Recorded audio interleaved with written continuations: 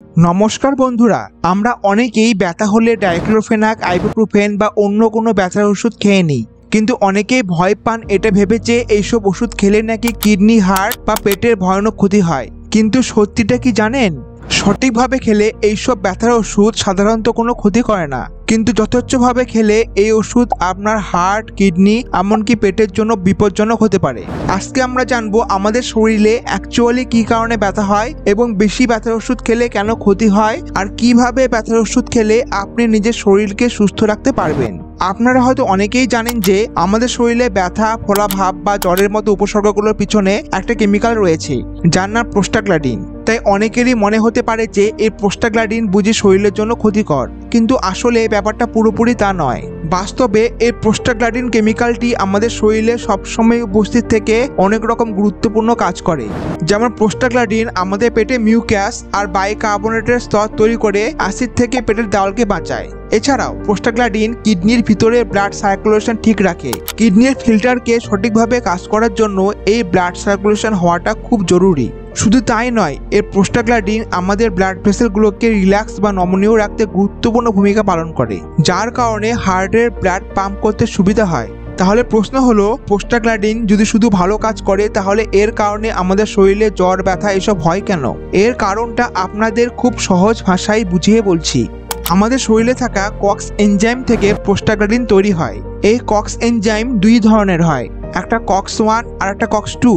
এই কক্স 1 সবসময় অ্যাক্টিভ থাকে, আর এসব ভালো আর উপকারী প্রোস্টাগ্ল্যান্ডিন তৈরি হয় এই কক্স 1 এনজাইম থেকেই। কিন্তু অন্যদিকে কক্স 2 এনজাইম সবসময় অ্যাক্টিভ থাকে না।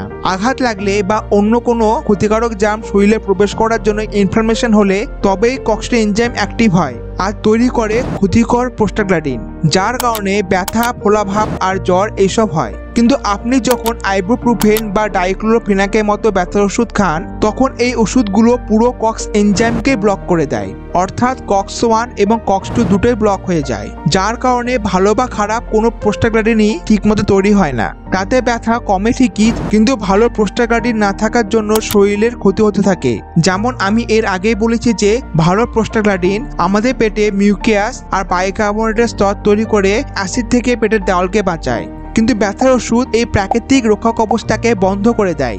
ফলে অ্যাসিড পেটের ভিতরে দেওয়ালকে ক্ষত করে দেয়, ফলে গ্যাস্ট্রিক আলসার এমনকি পেটে রক্তক্ষরণও হতে পারে। তাই ব্যথার ওষুধ সবসময় খাবার খাওয়ার পরে খান। খাবার খাওয়ার পর ব্যথার ওষুধ খেলে খাবারটি পাকস্থলীতে একটি স্তর তৈরি করে, আর তাতে অ্যাসিডের ক্ষতিকর প্রভাব খানিকটা কমে যায়, ফলে পেটের দেওয়াল তুলনামূলকভাবে সুরক্ষিত থাকে। আবার ভালো প্রোস্টাগ্ল্যান্ডিন না থাকায় কিডনিতে রক্ত প্রবাহ কমে যায়, আর রক্ত প্রবাহ কমে গেলে কিডনির ফিল্টার ঠিক করে কাজ করতে পারে না। এর সঙ্গে যদি আপনি জল কম খান তাহলে কিডনিতে অ্যাকিউট ড্যামেজ পর্যন্ত হতে পারে। তাই ব্যথার ওষুধ খেলে বেশি করে জল খান, এতে আপনার কিডনিতে রক্ত চলাচল ঠিক থাকে। সেই সঙ্গে ওষুধের টক্সিক উপাদানও দ্রুত ফিল্টার হয়ে যায়, আর এইসব ব্যথার ওষুধ রক্তে জল ধরে রাখে। আর সেই সঙ্গে ভালো প্রোস্টাগ্ল্যান্ডিনের পরিমাণ কমে যাওয়ায় ব্লাড ভেসেলগুলো সংকুচিত হয়ে যায়। এইসব কারণে হার্টকে ব্লাড পাম্প করতে এক্সট্রা স্ট্রেস দিতে হয়। তাই দীর্ঘমেয়াদে ব্যথার ওষুধ খেলে হার্টের ক্ষতি হতে থাকে।